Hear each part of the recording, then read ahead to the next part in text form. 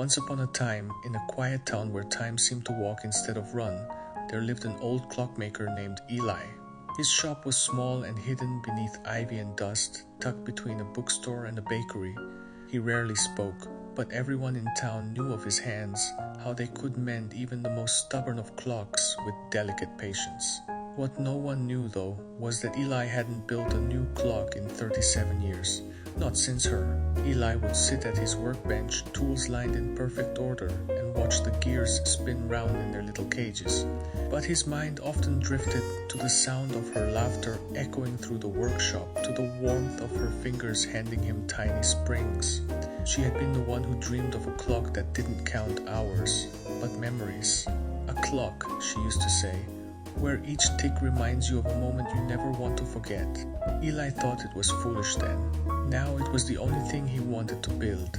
One autumn morning, as the leaves whispered like old friends outside his window, Eli took out a small wooden box sealed long ago.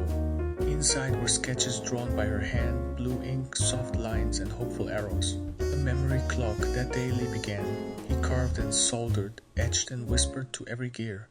He infused each spring with a moment, the smell of fresh bread, the sound of distant bells, the quiet weight of a hug that had lasted too long. He worked through winter, forgetting snow and sleep, his hands shaking more each week, but his eyes growing brighter. Finally, on a morning dressed in frost and silence, Eli placed the last piece. The memory clock ticked, it did not show time. Instead, each tick played a note. Each hour played a memory, laughter, rain, music, her voice, the creak of their old floorboards. And as it ticked, Eli closed his eyes. He smiled, and he disappeared, not into death, but into the moments he'd missed. He became part of the ticking, of the memories, of her. The next day, the townsfolk found the shop quiet, the workbench empty, but the clock still ticked. And if you listen closely, you can still hear it sing, not of hours, but of love that never ran out of time.